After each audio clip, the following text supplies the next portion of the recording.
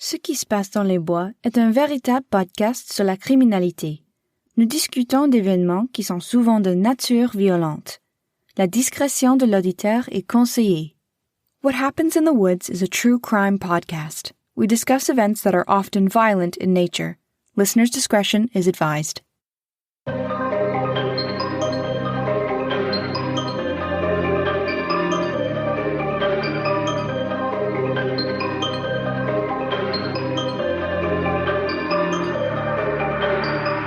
There seems to be something incredibly romantic about a whirlwind romance. The thrill of making a connection with the perfect match has people investing time and money into apps and online sites that promise a match for everyone. We've talked about how online dating can be very dangerous in previous episodes. It's so hard to know who exactly you are getting to know through the filter of the internet. For this case, we broaden the topic of online dating to the international level. In this case, just as we've mentioned in others, our victim thought she was meeting the love of her life when she left her native country to move across the world to a small town in Oregon. It seemed too good to be true that everything she ever wanted was suddenly within her reach, and the love she hoped for was finally in her life. Just like a fairy tale. But the person she thought she knew was leading a life filled with lies. Unfortunately, her fairy tale story doesn't end well. Join us this episode for a tale of deceit, love, and even time travel. This is True Crime Podcast, What Happens in the Woods, with your hosts, Jess and Bryce. Let's get started.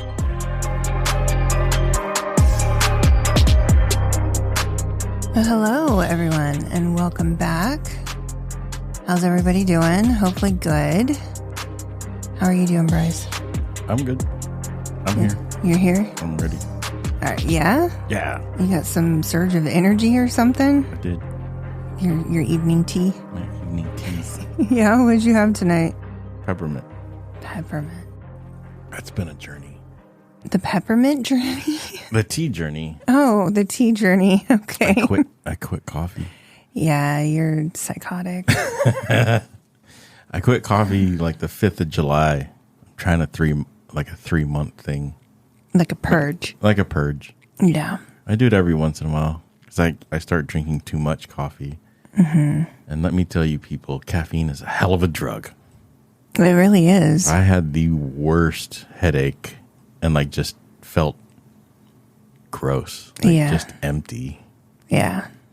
Even people at work were like, "Are you okay?" I'm like, "Yeah, I'm fine." No, I'm not okay. I'm not okay. Send help. Send Starbucks stat. Yeah, it is. I remember when I quit smoking, I would have to quit drinking coffee too. Yeah. Because it just went hand in hand, and it always, I don't know, it was always cigarette in one hand, coffee in the other, and to not have both was, it was torture. Yeah. Yeah, it was. Yeah. But, you survive. You detox. You come down off that high. Yeah. Yeah. I'm proud of you for sticking with it. Oh, thanks. Yeah. I think you were not drinking as much coffee as you thought you were drinking because you tend to make coffee and then leave it someplace. And then you tend to forget about it. Yeah. Then again, you do that with the tea too, so... No, because I do it at work, too. I'd make coffee at work and drink it and be like, why did I do that? But I was just getting tired because I wasn't taking in enough caffeine. I know it sounds weird. When your brain doesn't get the amount of caffeine it's used to, you get sleepy. Yeah, you have to reprogram, recondition yourself. I was drinking way too much coffee. It was my purge time. It's not the first time I've done it, but yeah. Yeah. Well, good for you. Yeah. You did it. Not yet. What do you mean not yet? I think October will be. Oh, okay. Well, you're close. My 3 months. You said July? Yeah. Okay. July 5th was the first day I didn't have coffee. Oh, okay. Seems like a lot longer. Well, I have not quit coffee, but I just don't drink it every day. Yeah. Yeah. Oh, I had my pumpkin spice latte. Did you? Yes, I did. I did. And it was what I expected it to be. Mm-hmm. But I still think the pumpkin cold brew sweet cream, I think that's my favorite. Okay. Yeah. I know everybody likes the pumpkin spice or doesn't. It's very love or hate. Yeah. There's a very hard line that divides these groups. Yeah. Yeah. But I have not had the pumpkin loaf, which they sell all year long, but normally that's what I would do. Maybe next time. I just don't go to Starbucks anymore. There's better places to go. Sure. There are. I said sure. Yeah. I'd rather support someplace local. Yeah. Yeah. Anything exciting other than your coffee journey? No, it's just observations. I was looking at all of our stats and, Canada's in the lead this week. But also I was looking at like Canada outside the United States. But in the United States, of course, Washington were the, most downloaded. Right. And then, do you know what the second state is? Texas. Texas? Florida? Florida. You're fucking kidding. I'm not. Here, look, hold on. Oh, shit. Wow, Florida's above California. Shout out Orlando. I know we don't give you guys much love, but thank you, Orlando, Florida. Yes. Okay, Orlando. All right. I could be down with Orlando. Yeah, thank you for the love, guys. And then in California, I just wanted to give a shout out to Lincoln. Oh. Hello. Outside of SAC? Yeah. Oh, okay. Just wanted to say hello, girls. Yeah. Hello, Auntie Anna, if that's you. I'm but sure shout it out is. Anyway. Whoever. Hi. Yeah. Hi, guys. Shout out. I didn't know they listened. I don't know if they do. Okay. But just because Lincoln is number one, I'm just giving Auntie Anna a shout out. Yeah. Hello, Auntie Anna, if you're listening. And if the girls are, then let us know. Yeah, whoever's listening. Yeah. We love you. Well, that's interesting. I wouldn't have expected Florida. I would think that Florida hates us. I know. Yeah. Especially after WTF. Well, we do make the two distinctions. Our serious podcast and then WTF. Right. But we talk a lot of shit. Oh. I mean, I talk a lot of shit. Yeah. Not necessarily anybody else, but I talk a lot of shit about Florida. Mm-hmm. And then just our flurry of activity this week. What flurry of activity? Oh, about, meetings with other podcasts about our Pacific Northwest True Crime Fest. Yes. The stuff of my nightmares. Yeah. Yeah. No, it's just, we all had a pre-meeting to get together and say hello and what's up and plans. And it's cool to be able to connect. I think that's just really why I wanted to do this in the first place. Yeah. It's cool to connect with other people who are in the area, quote unquote area, but it's nice to have that connection with people who are on the same journey, and there's a lot of cool people that are going to be there. So yeah, it was nice to sit down and actually, get familiar with people. Of course, we already know Elise, and if you've listened, you know her too from True Crime Cat Lawyer, but there's other podcasters that are going to be there that we hadn't known. And Elise was the linchpin and all that. Yeah, she's the connector. She's a social butterfly. Yes. Whether she likes it or not, she is. Her and Winston. Yeah. Don't forget Winston. I didn't. I was about to say hello, Winston. Yes. All right. That's all I got. I'll shut up now. That's all. Now you're just going to shut up. Okay. It's all me. It's all on me. That's fine. I kind of piggybacking off of what you were just talking about the True Crime Fest.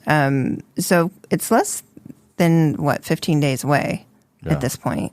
By the time this drops, it'll be like 2 weeks exactly.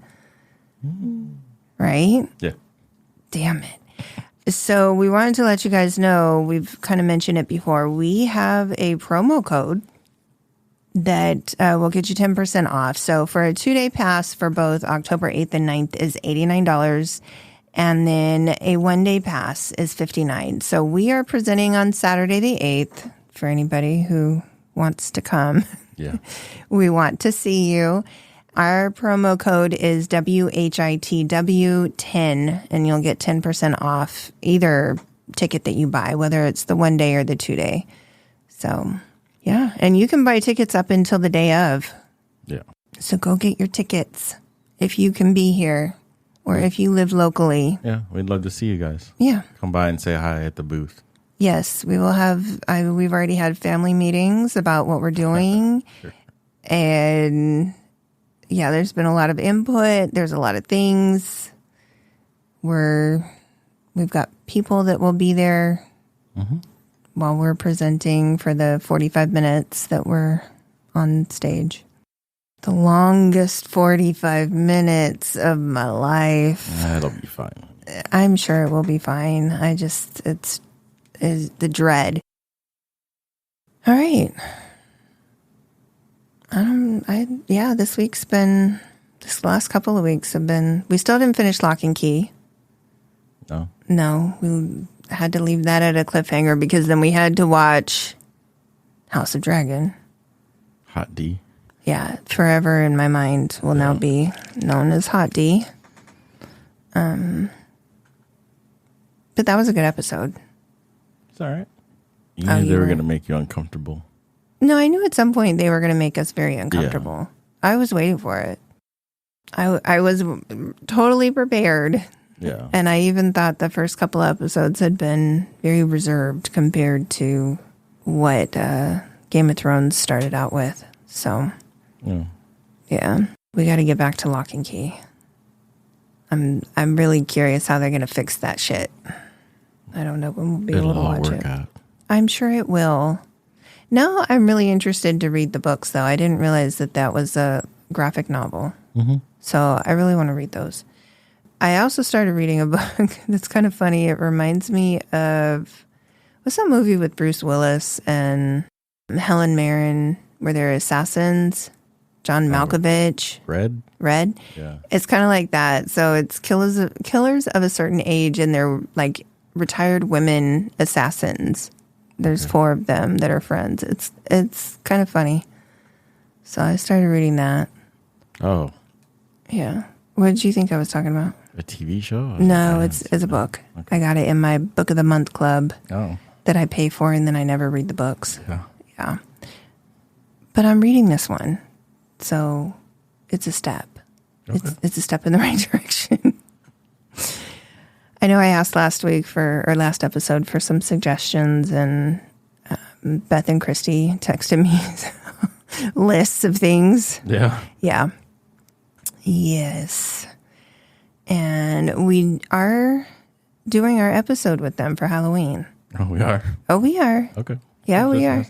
We're just pinpointing down a date to record, but yeah, we couldn't not do that. Oh. Hello? It's Beth and Christy from Crimes and Closets. I know. I mean, what kind of podcast besties would we be? Yeah. I don't pandemic's over. We're going to have to make this meet and greet now. What meet and greet? Oh, like just go meet them. Oh, yeah. I want to meet up with them. I want to, like, maybe we can meet at a center location.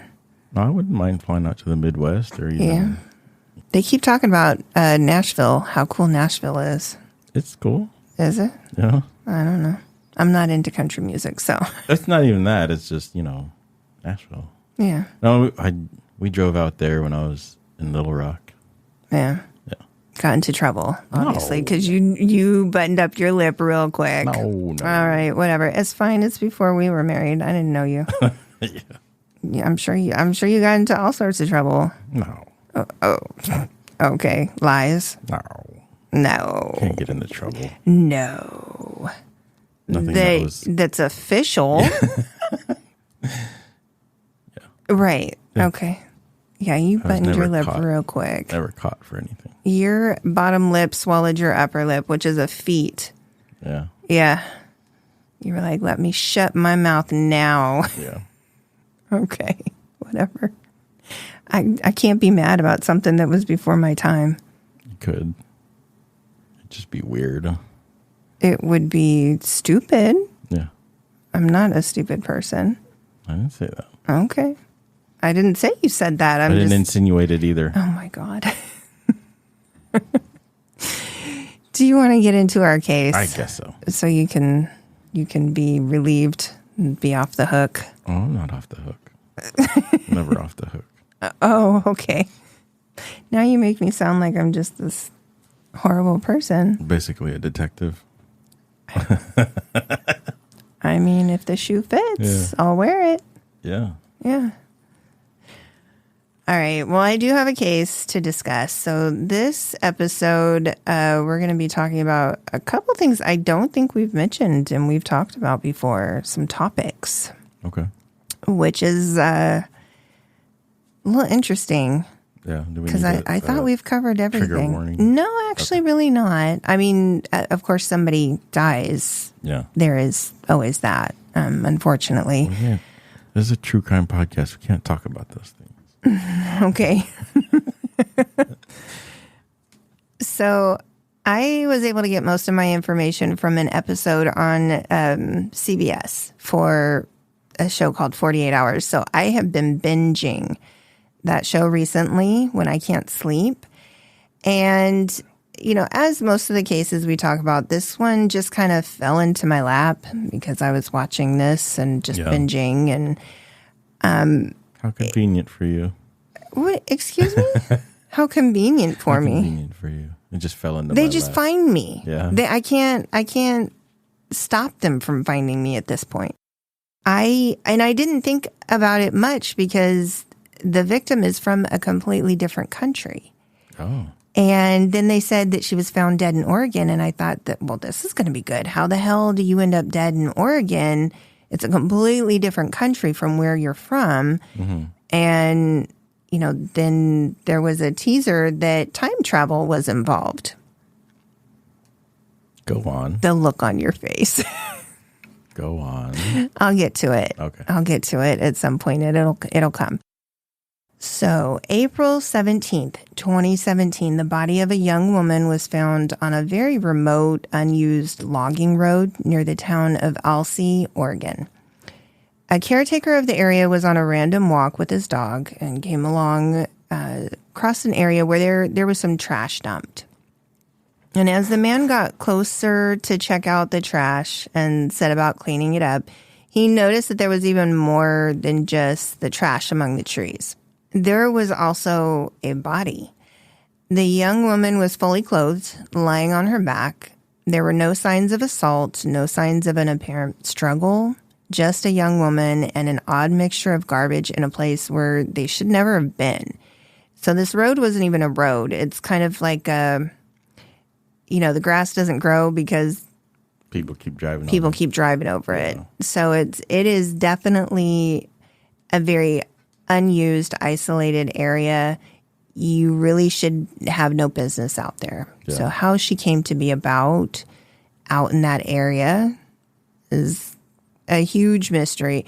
Also, the fact that somebody was walking along that area and found her body, it was just astonishing to the authorities when they showed up because her murder had occurred when they were able to, get down and look at the evidence and the postmortem, exam, everything. She'd only been out there for maybe 24 hours. Okay. And he normally would not even walk this route. He just happened to be on this route for whatever reason with his dog. Maybe his dog led him there. Maybe. I mean, animals have a sixth sense about that kind of stuff. Well, they also have a weird sense of smell. I mean, right. I mean, who's to say that they didn't smell something after, over 12 hours-ish? Yeah. There's going to be a smell. Investigators were able to identify the young woman as Anna Repkina, and she's a 27-year-old woman native to Moscow, Russia. Oh. She had only been in the U.S. a short few weeks. How she came to be in this isolated logging road so far from Russia was still a mystery. The cause of death for Anna was determined to be a shotgun wound to the back of her head. So an execution? Basically. In order to get any more answers, they turned to what they had at the crime scene to help them, which was the small scattering of this garbage. And among the trash was candy wrappers, fast food bags, cigarette cartons. Mixed in with this garbage, they found in one small clear bag 2 receipts from a KFC drive-thru on the same day at the same time. So 2 receipts. Yeah. The lead was a long shot, but investigators weren't giving up. And when the information came back tracing the card that was used for one of the purchases, answers to this mystery would not be far away. The receipts led back to transactions made on the 14th, so just 3 days previous. They learned from CCTV there were 2 orders that were placed through the drive-thru for people in one car. So one order was placed by card, the other was paid by cash.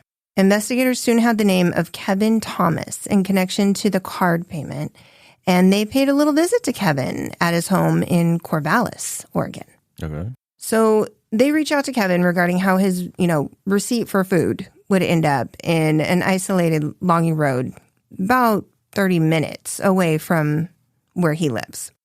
And they start asking about who may have been in the car with him because they know there was a second person. Uh-huh. And he's very honest with them. He says, this is my brother, my quote-unquote brother, Yeah. Will Hargrove. We went to KFC. We go to KFC every Friday. Yeah. It's our usual thing. Kevin agrees to go down to the sheriff's station to answer more questions, and we're going to circle back more to this conversation later. I won't give away everything yet. After they finish with Kevin, they are satisfied he's not involved, but they do recognize that he has quite a bit of information that's helpful. The officers went directly over to make a visit to Will Hargrove, his, brother, who is a local car mechanic, at his home in Albany, Oregon, where he rented a room in a house. He answered the door, and they tell him, his name came up in connection to a case they're working on. They proceeded to question him regarding his connection to the pieces of trash found on the logging road, and he confirms he was in Alcia that day. He states he drove up there with a woman named Michelle, the woman he happens to rent a room from. Mm-hmm. They went for a drive. They stopped at a convenience store, got a soda, cigarettes. They asked him if he dumped any garbage from his car that day along the road in any place, and he claims he did at that convenience store.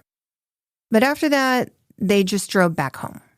So they made an hour-long drive from Albany to Alcia, just to go get a candy bar, cigarettes, and a soda at a convenience store, and then drove back an hour. Maybe they have the best candy bars there. I don't know. Shits and giggles, Sure. And kind of to complete the picture here, it's Easter Sunday. Maybe that was the only one open then. No. No? Okay. Michelle has 2 small children who are not mentioned as being with them on this drive. Elsie is about an hour away, like I stated, from the home in Albany. And he is claiming that they drove to this very small little town just for cigarettes and a soda. It's a stretch as far as, alibis, if you want to call it that. Yeah. Knowing that this is probably a lie, since the garbage was not found at the store, but on the random logging road, the officers request that Will go down to the station to answer some questions. And once they get him there, they immediately hone in on Anna. He tells them he doesn't really know her, that they met locally in Corvallis and went out on a couple of dates. He describes her as crazy, like a love-starved lunatic who's just way more attached to him than he was to her. And he's really making it out to be that, she thought the relationship was more than what it actually was. Oh. The final straw, according to Will, is that she posted on social media that the 2 of them were engaged to be married. Okay. He claims that it brought, quote, hell down upon him, getting him in trouble with his actual girlfriend. Oh. Now, they know that this guy is full of shit, and they tell him that, too. They inform him that the trash he claims was dumped by the store in Alcia was found near where a person was murdered. And surprise, surprise, he's just so shocked. How would that possibly have happened? Yeah. Somebody took my trash out of the trash can and took it and dumped it in the woods? Oh, my God. His response, this Oscar award winning. I mean, really. Okay. So probably one of the more funny responses that I've heard of when like people are confronted with knowledge of their crime. He says, quote, "No offense, guys. You've been really kind and I like you and all. I don't mind that. But the moment you say somebody was killed out there, then no. Just no. Just no. Just no. No. And it's almost like he was, like, I like you. I like you a lot. Thank you so much for being kind to me. But you're crazy, man. But you're crazy, man. You're crazy. It's I like you. Pretty funny. And you can watch the video, and one of the officers that you can only see one of them, and you can see him at a table. The guy's face is just like, he kind of puts his hand on the desk and he's like sighing, like, all right, I guess we got to do it. Like he's this dumb. We've got to just fucking do it. We've got to come out and yeah, it's comical. I love watching. You're crazy, man. You're crazy. I wondered when that would ever come into play. You're welcome. Mm-hmm. You're crazy. Anybody know what that movie is? Where that quote is from? I like you. I feel tired.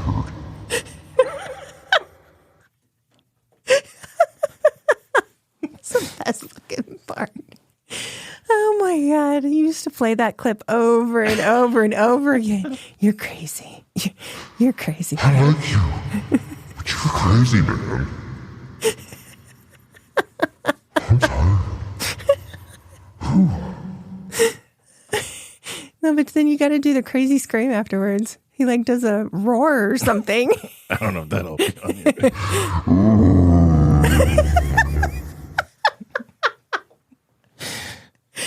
Oh, that's the best. Oh my God. I love it. I love your sound effects, honey. Okay. It's at this point that I'm going to backtrack a little. Okay. So we've got some perspective on what has happened, but there's a lot more that unfolds at this point, and I'm going to pause so that we can talk about Will and we can talk about what his real relationship was with Anna Repkina. And I'm going to give you a little bit of background on the victim as well. So William, at the time of this, is 26 years old. And he, as I stated, was a mechanic at a local car dealership. He's described as a very social, like charismatic man. And I guess it's always the ones that you wouldn't suspect. I don't know. To look at him, he's a very plain, nondescript looking man. It's always that. Yeah, I guess. Such a nice guy. He's so quiet. No, he's not quiet. He's like everybody's friend. He's the man on the scene. Yeah. And he would talk to everybody. He's just described as like this man about town kind of, and his thing was that he talked a good talk. Yeah. A friend who was interviewed by 48 Hours told the reporter that he, quote, definitely had the gift of gab. Yeah. And that he could, quote, talk a good game. Which is funny because most of them are personable. Like they could talk. Yeah, like he would have, like, there was multiple stories of people that would say we'd turn away and he'd be talking to somebody new, or like a woman would just come up and talk to him, or, just weird stuff like that. But to look at him, he's just, you probably would pass him on the street and just never give him a second thought for some reason. Ted Bundy was very personable. I mean, like, he could talk to anybody. Was it George Waterfield Russell? Oh, yeah. He talked to everybody. Yeah, he knew everybody. Yeah. And then the Roth brothers. Right. They could talk to anybody. Yeah. Talk to everybody. Yeah, and got multiple women to marry the one. Yeah. I mean, a lot of them are very personable. And I mean, that's why sometimes I'm suspect. Oh, everybody likes that guy. Serial killer. Is that why you don't talk to people? Is that what your problem is? What do you mean? No. Okay. All right. Starting this has made me suspect of a lot of people. Oh, I mean, yeah. Yeah. 100%. There's always this, I question motive for anything. Everything and anything. Yeah. Do you check your back seats? Is someone Yes. tailing me? No, I do check the back seats. I'm a woman by myself sometimes. Yeah. I need, when I'm walking out to my car in a parking lot, even in the middle of the day, I'm looking at my surroundings. I know what's going on. I don't get on my phone automatically. I wait till I get in the car and I lock the door. Yeah. Yeah. There's certain things that you got to do. It's unfortunate, but you have to do them because you really just can't fucking trust anybody. No. You can't even trust like little grandmas anymore. No. You can't. You don't know what they're doing. Yeah. I mean, God bless them, but don't come knocking on my door for nothing. But yes, that is this guy. He just seemed to have this pull, this magnetism that people were drawn to. He loved cars. He loved rock music. Being that he was so sociable, he made friends so easily. And one of these friends was also interviewed, and there's some news clips with him, Joseph Thompson. They met regularly on Sunday nights to play pool at a local place called Tom's Peacock Bar and Grill in Corvallis. Joseph said they were so close that they called each other brother. So now that's another guy who, they're brothers. You gotta let me fly, Captain. You and the fucking references tonight. I'm a peacock. I'm a peacock. Much like, Kevin and Will. Another Will Ferrell movie. Sorry. Oh, you gave it away. I asked them if they could name what movie it was. Oh. Now you've named it's the a person. Different movie. I know, but you said it's Will Ferrell. Okay. Now they're going to know. Well. They're going to know. They're going to know. Nobody's going to know. Okay, well, somebody will know. Okay. I'm sure somebody will know. That's a classic. Yeah. It's a fucking classic movie. So Joseph and Will shared a common past of being in the military. And it was Joseph's understanding that while in the Marines, Will had been stationed in Russia and he had a love for the culture and the people. Mm-hmm. Anna, as I mentioned, was a native to Moscow. She was a witty, very attractive young woman. She had a very tight-knit family and she loved to travel. She loved experiencing life. And she always had this very positive, good outlook on things. And a year prior to her death, she had ended a long-term relationship with a boyfriend, and she was just kind of at loose ends. And she had, a good job. She was working for IKEA. Mm-hmm. She had an active social life, and she had her family, but something was missing, and she really wanted to be in a committed relationship and find love. So she ended up on a dating website to meet other people, and it was here that she met the man she thought she would marry, William Hargrove. Okay. Will was living in Albany, Oregon at that time, but distance was not an issue. They were soon talking every day, sending messages back and forth. They were doing video chatting whenever possible. Not long after they met, Anna made travel arrangements to fly to Portland for a 10-day stay with Will in the room that he was renting at the time during Christmas and New Year's. Oh. She had a little mishap. She ended up flying to Portland, Maine. Which, if you're not familiar with the United States, it's complete opposite ends of the country, but I could see the mistake happening. So that got fixed. She ended up in Portland. She was able to stay for, the 10 days, basically. And I think this is just something that a hopeless romantic would dream of, right? Finding the man of her dreams, having this instant connection, the traveling so far to meet somebody that you're hoping is just going to be the one. It's very movie-esque, it is. It really is the start of a romance movie or novel. She posted a lot of pictures of her time in the States on Facebook, and she was sharing photos of her and Will at the beach and other places. Of him, just him, and of his life. She posted pictures of his card. She posted pictures of the entire trip. Yeah. And there was no mistaking what her intentions were. When it was time for her to go back to Russia, Will proposed to her. Oh. He gave her an emerald and diamond ring that he said belonged to his grandmother. They made plans for her to go home, pack up her life, and return as soon as possible to join him in Albany. And this was a lot different than the way Will tells their relationship to the officers when he's questioned. But lying seems to be second nature to this guy. Oh. And we're going to find out what our friend Will is up to when we come back from this break. Dun, dun, dun. Hey, creepy people! This is P&W Haunts and Homicides. I'm Caitlin. And I'm Cassie. Together, we explore stories of the paranormal and true crime throughout the Pacific Northwest. For each episode, we do a tarot reading to help us gain some insight on the topic as we share the facts of the case and our interpretations. You can find our episodes featuring true stories from infamous cases such as the misdeeds of Boeing, as well as lesser-known true crime cases like the murders in Tunnel 13. As well as our spooky stories from Pike Place and Ravens Manor on Apple Podcasts, Spotify, and anywhere else you'd like to listen. Have a creepy-ass day. The body of Russian native Anna Repkina was found in an isolated part of the woods near Alsea, Oregon, in early April.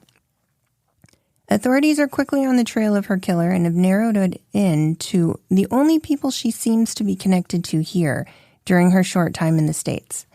At the forefront of this suspect list is her supposed fiancé, William Hargrove. Turns out Will leads a double life. When he is investigated further, officials discover he was never in the military in any way. Oh. Remember the woman he rents a room from? Yeah. Well, that turns out that's also Will's girlfriend. Oh. Also turns out she's married. What? Yes. So Michelle and Will met a year previous to this, while she was on duty as a taxi driver. She was looking for fares outside of the Tom's Peacock Bar and Grill. Yeah. From the start, when they met, she was hooked. It's his charisma again. Yeah. Her marriage was rocky, and she admits that she was just very unhappy. And she states that Will, quote, had a way of being able to look at me, and I felt like I was actually seen. Oh. So she moved him into her house, rented him a room for $300 a month. As the relationship grew more serious, she even gave Will her wedding ring as, quote, a promise that she'd leave her husband soon. Okay. As to the husband, it's unknown if he had any idea what the fuck was going on between the two of them or if he was just oblivious. Well, where was he? He lived there, and they have two small children. Wow. Okay. So he moved in there under the premise of renting a room. However, they were carrying on a relationship. Oh, okay. And also remember, Anna stayed with Will in the room that he was renting while she was there for Christmas. She stayed there. Oh, yeah. That's where he was living. He brought her into the house where he was carrying on a relationship with Michelle, his married girlfriend. Yeah. And this is the kind of shit where manipulation, people who can manipulate and get away with things, never ceases to amaze me. Who has the balls to do that? Yeah. It's crazy. But he had convinced Anna that she was it for him. Enough that she felt everything that, she had to do was to come to America to be with him. Yeah. And that is when Michelle had enough and told him that he either needed to leave her or he needed to, leave Anna. It was one or the other. She wasn't going to have another woman in her home. Yeah. And they moved in. The two of them moved into a small apartment in Corvallis together. But Will still carried on with both relationships. Oh, okay. So Michelle said she can't live here, but she didn't end the relationship and say, if you're going to still be with her, then you're not with me. Yeah. She they weren't living in her house. Okay. And meanwhile, Anna had no idea of what was going on. And when Will would disappear for days at a time, she would reach out to his friends to see if they knew where he was. But still, he would come back. So when he wasn't with her, he was with Michelle. Oh. It makes no sense to me. No. How both of them are just complacent with this guy coming and going. He's very charismatic. Right. And there had to be all sorts of signs, I'm sure, that things were, that things were wrong, that something just wasn't right. Mm-hmm. But she still went through with the relationship and the engagement. On March 25th, Will and Anna were supposed to be married in a ceremony on the beach, and they drove to the coast to meet up with their witnesses. I'm not sure who that was, and an officiant. Will made a surprise trip to local Walmart to buy new wedding bands for the two of them, while the bride-to-be stayed in the car. Okay. And I guess this is probably going to sound bad because, first of all, I give a fuck. I mean, buy your wedding bands wherever you need to go. But Walmart... Yeah, well... I mean... That's some people's budget, honey. I understand, but also, here she's left her life. Yeah. Come all this way. And he makes her sit in the car while he goes into the store and supposedly is looking for wedding bands for them. I can't even go in and pick out my own ring at this point. I got to sit in the car. Maybe that's his element of surprise. It's not a surprise, though. I know she knew what he was doing. Yeah, but she doesn't know what it looks like. I guess. Surprise. But, I mean, let me pick out my own ring then. Yeah. If you're not going to actually surprise me with the ring, then I get to pick out my she ring. waited in the car. That's ridiculous. I feel like if I'm physically going to be at the place where you're buying the ring, then I should get the say as well. Maybe. I mean, regardless of where you go. No, I mean, if you go to Tiffany's, if you go to Fred Meyer Jewelers, if you go to Walmart, wherever you go, if you're physically there, you should get your perspective. Yeah. Regardless, they made their way to the beach, but the officiant never showed up. And the entire thing was called off, postponed. Okay.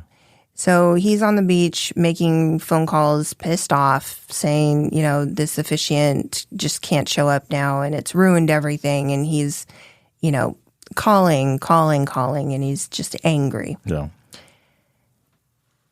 It comes out later that he actually was calling random game stores near Corvallis, pretending that he's talking to the officiant. So he never booked one? No. And pretending that he was talking to the witnesses and telling them not to show up. There were no witnesses. Oh. He was never going to go through with it, period. He didn't buy anything at Walmart because he said that they didn't have anything. The problem is the entire time he was at Walmart, he was on the phone with Michelle. Oh. Okay. Yeah. So the whole thing is a fucking lie. It's a farce. It's a farce. I think the icing on the cake of how shitty of a day this was going was that Will took his, bride-to-be through the McDonald's drive-thru after this didn't happen in her wedding dress. And they have it on CCTV. Oh, yucky. Yeah. That's shitty. That's actually the last time that she's seen anywhere. Okay. With the wedding a no-go and Michelle none the wiser, she didn't realize that while he was on the phone with her, while he was walking through Walmart, that he was on his way to a supposed wedding. She had no idea. So she's none the wiser that he even made the attempt to try to marry Anna. The two of them made a commitment that they would both end their relationships and be with one another. So she would leave her husband and he would get rid of Anna. They set a deadline of April 19th for them to make it happen or just forget about it. Okay. On April 15th, William sent a text to Michelle stating, quote, "I will get this done. I will have a permanent fix by 1800 tomorrow." Wow. Yeah. So precise. Extremely precise. Yeah. And then she doesn't hear another thing from him until late the afternoon on Easter Sunday on the 16th. He calls her saying he drove out to the coast, and as he was coming back into town, he hit a deer, and he got a flat tire, and he's in Alsea. He asked her to come and help him, and she does. Michelle leaves her kids at her family's home on Easter Sunday, drives an hour out of her way to go help this fucker, who is sitting in Alsea at a general store. Okay. He's seen on CCTV buying the soda, the candy bar, and a pack of cigarettes. When Michelle gets there, she gets into his car, which mysteriously has no damage and has no flat tire. And she says that the two of them drive for a little while, then pull over. They have a little makeup sex. Mm-hmm. And then he drives her back to the car so that she can drive herself home. This is Michelle. Mm-hmm. Okay. But on his way home, Will makes a stop at a gas station. He uses the ATM there to pull out some cash. Not from his account, but from Anna's. And again, he's caught on CCTV using the ATM and getting $200 in cash. Okay. He then goes up to a person working at the store, and in this really weird, oversharing, creepy way, he says that his girlfriend left him and he's just a wreck. And he and the worker end up hugging it out. And this is also caught on CCTV. There's that charisma. It's fucking sick. It's just sick.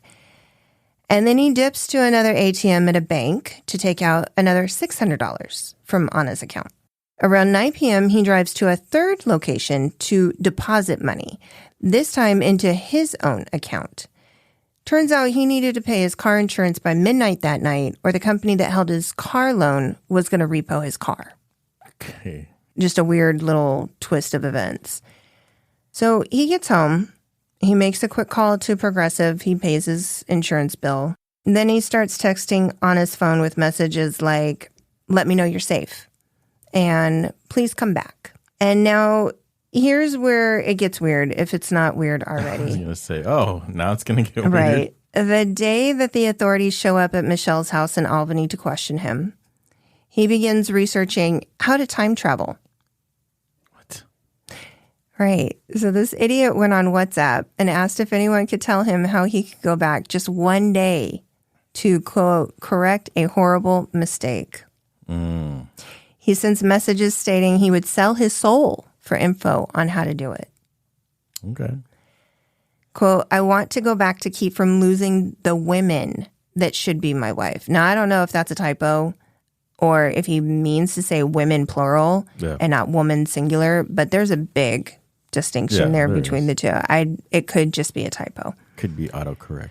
Right. Stupid It autocorrect. could be, and obviously he's very shaken and upset that he's asking people on advice to do something that doesn't exist that I know of. I mean, I'm not the end-all be-all on quantum physics and shit, and there was that TV show Quantum Leap.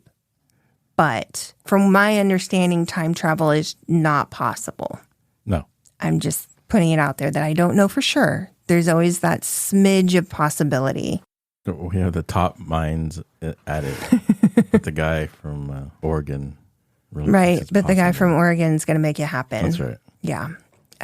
So he definitely was desperate.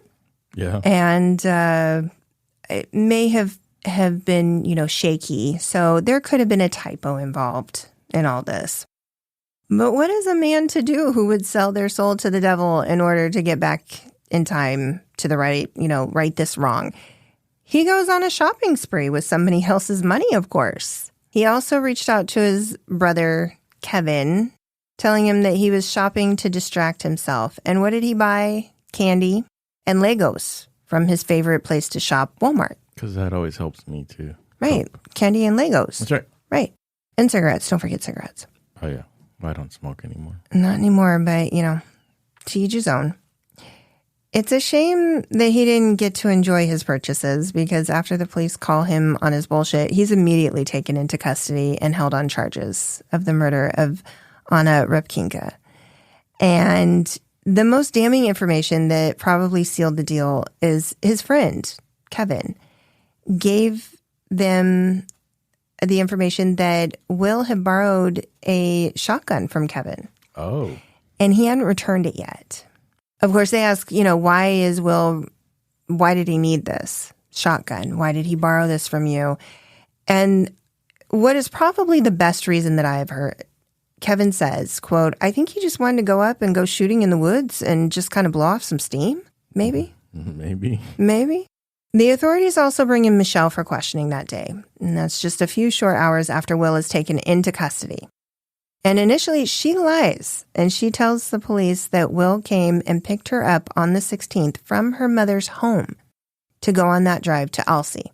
And Will must have known that he was in deep shit because as he was being escorted to the sheriff's office for questioning, he managed to get a quick text off to Michelle that read, quote, "Picked you up at your mom's, drove to Alsea General Store, and drove back," end quote.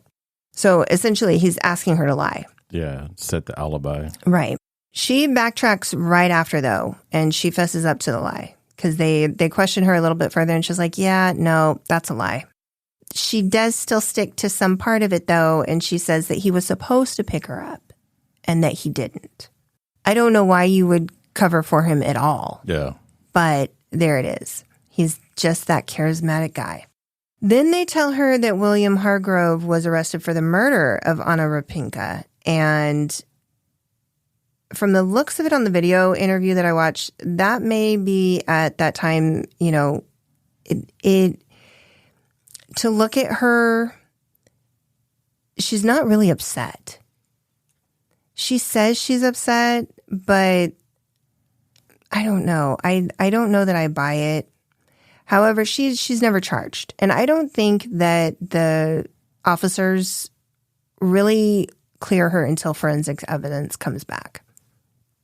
They still kind of keep an eye on her and think that she might have been involved because she was demanding that he end his relationship with her. Yeah. While awaiting trial, evidence is piling up against Will, the biggest of which is his cell phone pinging at the location of the murder site from 4:35 to 4:48 that afternoon on the 16th. Stupidly, this idiot called Michelle while he was at the crime scene for his call for help. Wow. And this is 2017, people. Like, this is not like at the infancy of like the early 2000s when cell phones, we didn't know what they could or couldn't do, or, you know, there just wasn't that much capability of them to do so many things that they do now. This is 2017. Yeah. We knew in 2017 that phones could trace where you were. Yeah. Triangulate where you were. Right. And it may have been a broader range, but it was still going to get you in that area. Yeah. To call somebody while you're still there and ask for help, either you want to get caught or you're just not smart. I think it's the latter. I'm not sure. His fingerprints were found on the retrieved shotgun, which was found in his car. Also not smart. And that shotgun was a match for the weapon used to kill Anna. Will and Anna can be seen on CCTV and, you know, security cameras driving to Alcee, but she's not seen with him on the drive home on any of the cameras, of course. Yeah. So William Hargrove was officially arraigned in the murder of Anna Repkina in 2018, and the trial began in October of 2019. It lasted for 1 month. Among the witnesses was Michelle, who testified for the prosecution against Will. Oh. Yeah. A woman scorned. Very much so. The defense tried to flip that narrative, and they actually tried to paint the picture that it was Michelle who orchestrated this entire thing. Mm-hmm. It was very unproductive. Well. Because they had no evidence linking her other than she had like a Facebook exchange with Anna before she died, because Anna posted a picture of her, you know, wedding band, and they had friended each other on Facebook. Yeah. It was Michelle's wedding band that he proposed to Anna with. Oh, gross. Very gross. The one that he said was near and dear to him because it was grandma's. Yeah. That was Michelle's wedding band. And so she, instead of blaming the man who's in the center of all of this, the women are blaming each other. You know, Michelle was just this crazy ex that's what Anna assumed she was. And Michelle assumed that Anna knew that her and Will were an item. Yeah. And that Anna didn't care. Instead of, you know, going to the root source of why there's a conflict, which is Will, they blamed each other. Of course they did. So there was an interaction after this, and Anna just didn't really understand. She kind of was like, why are you being so bitchy? And Michelle was like, you haven't even seen nothing yet. But that was the extent of it. It was, you know, misdirected anger. Yeah. It wasn't, you know, could be taken as a threat. But there again, she's not pinged out at the crime scene. Yeah. Her fingerprints are nowhere on the shotgun. And there's no evidence that links her at all out there or to the crime, other than she might have had motive. You can't say she didn't have motive. Yeah. There's a small amount of motive. Right. There's an argument for it. Yeah. But it's not as possible when you take into account all the other amounts of evidence that they have and just how idiotic this man is. Yeah, this is some like Days of Our Lives shit here. It really is. You're right. The time travel, the shopping spree, hugging random strangers, crying over, I don't know. Basically a mail order bride. I mean, kind of. Kind of. I'm just generalizing. That's what most Russian brides. Yeah, Russian mail order bride. It's a stigma. Yeah, it is. Yeah. But, I mean, I think in this case, everything points to the fact that she really thought that she was she was found the love of her life, and she was, it was just whirlwind romance. Mm-hmm. And we obviously know he's a good talker. Yeah. So I don't think she ever saw it coming. I just don't think that she ever had any inkling that there was anything wrong with him, or that things were not as he was making them to seem, Yeah. Which is really unfortunate. He was found guilty of first-degree murder. Big surprise there. Also identity theft and second-degree theft, because he stole money from her. Okay. Yeah. In January of 2020, he was sentenced to life in prison with the possibility of parole after 25 years. Of course, he has appealed. Of course. But as far as I can tell, it has not overturned the conviction at this point. So I think he's on his second appeal at this point. Anna's ashes were laid to rest back in Russia so that she could be with her family. That's good. Yeah. And like I said, there are a lot of firsts with this story that I just shared. I think, if I'm not mistaken, this is the first case we've ever covered a love triangle. Yeah. Yeah. Yeah. And I absolutely know this is the first case where we've discussed time travel. Time travel, yes. Yes. I haven't, yeah. It's a special thing. Yeah. Yeah. Einstein isn't brought up much in our podcast. No, I don't do math or science. Yeah. It's not my forte. It's not your wheelhouse. No. No. You stick to what you know. Yes. Yeah. So there you have it. Our first love triangle did not end well. Our time-traveling love triangle. Yeah. Yeah. I just kept thinking of the, what's that movie? A lot of movies. This is a very movie eccentric It really was. What's that? The time-traveling hot tub, or no, what is it? Yeah. Is that what it's called? Yeah. Hot tub. Hot tub time travel, or time travel hot tub? Yeah, now I have to look that up. Fuck. I don't know. That's an interesting movie. I was very surprised that John Cusack was in that movie. I would never have pegged him for that. It was so raunchy. What are you talking about? He's good. No, I Hot love Tub it. Time Machine. Hot Tub Time Machine. Yeah, it's great. It's a great movie. It is. But I just never would have put him in that. Oh, he does some off the wall stuff. No, he really does. I that's why I love him. He's like one of my favorites, actually. Yeah. Yeah. And there we have it. It was some shit. Yeah. That was an episode to watch, because they interview Michelle. Mm-hmm. And yeah, she just really, you want to feel bad for her, but you don't. Yeah. Yeah. But I do, kind of. Yeah. I mean, to be honest, it's all because of her. Indirectly. Indirectly. I mean, it's not her fault that Numbnuts couldn't deal with it. You know what I mean? Right. Right. That's not. I don't think that's what she meant. No. Like, terminate the relationship, not the life. Like, well, and that's the thing, is she's like, you need to fix it. Yeah. But she meant it's either her or me, and fix this problem that you've created. You brought somebody from a whole ass other country and trying to bring her in my house. Yeah. And you need to fix this. Yes. Yeah. It just makes you really, I don't know, you just can't trust anybody. No. You can't trust anybody. It's just all weird to begin with, but It was. But, if he's lying about his military service, which you're scum. Sorry. Yeah. I hate that. What else are you willing to lie about? But most guys are like that. Not most guys. Most charismatic people say that, and then they get in deeper. It's like, oh, I was in the military. Oh, then all of a sudden there was like, oh yeah, I was a SEAL. Oh yeah, Right. I was. They just keep embellishing and more Yeah. and more because, they know most people love people in the military. They know most people. Oh, you were a SEAL. That's so elite, but no one can call them on their bullshit. Right. Except for Don Shipley. Right.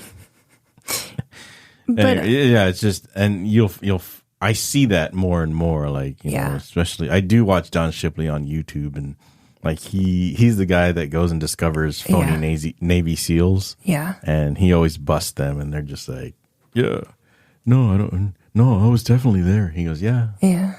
But you weren't in the SEALs. Right. No, it's interesting.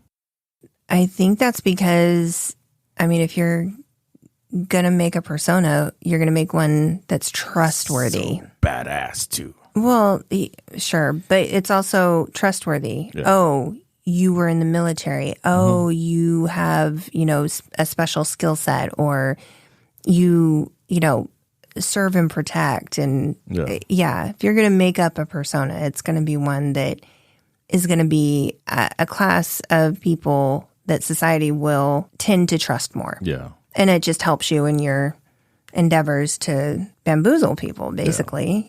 If you are saying you're this trustworthy type of person, who's going to contradict whatever you say? Nobody's going to say it. No. Nobody's going to come out and call you a liar. And you're even, he's making friends with other people, other men who were in the military in different branches. His friend Kevin was in the Army. And he said he was in the Marines. Yeah. It's just, it's very unfortunate that people feel like they have to do that. Yeah. Just be yourself. You'll find your tribe. Just be yourself. Yeah. You don't have to fucking lie about shit. It's not necessary.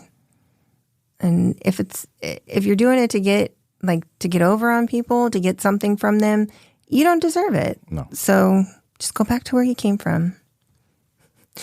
Go time travel back. Yeah. Anyways, we appreciate you guys sticking in there with us, and we hope that you enjoyed this episode. Let us know your thoughts, as always, on social media. Don't forget that we will be at the Pacific Northwest True Crime Fest on October 8th and 9th.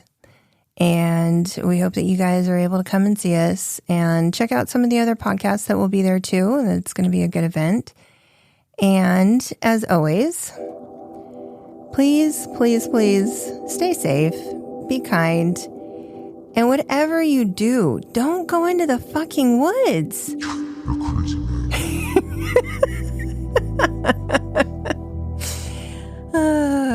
Thanks, guys. Bye. What Happens in the Woods is an independent podcast and is managed and produced by Gospel for the Rebels, LLC. Research and content are presented by host Jessica, with all editing and producing done by your favorite resident techie, Bryce. We believe in transparency and will always list our sources and information in our episode notes. We are always looking for new cases and stories to tell. We welcome your interaction with us on Facebook and Instagram at WHIT Podcast and at Twitter, What Happens in the Woods, INT2. Or if you prefer, our website is whathappensinthewoods.com. The campfire is open to all. Thank you for your continued support of our podcast. If you love us and want to continue to hear us bring you episodes, please share and like us wherever you can. But the best way to help us grow is to hit all 5 stars and review us on whatever platform you get your podcast fix. Until we meet again, campers, stay safe and stay out of the damn woods.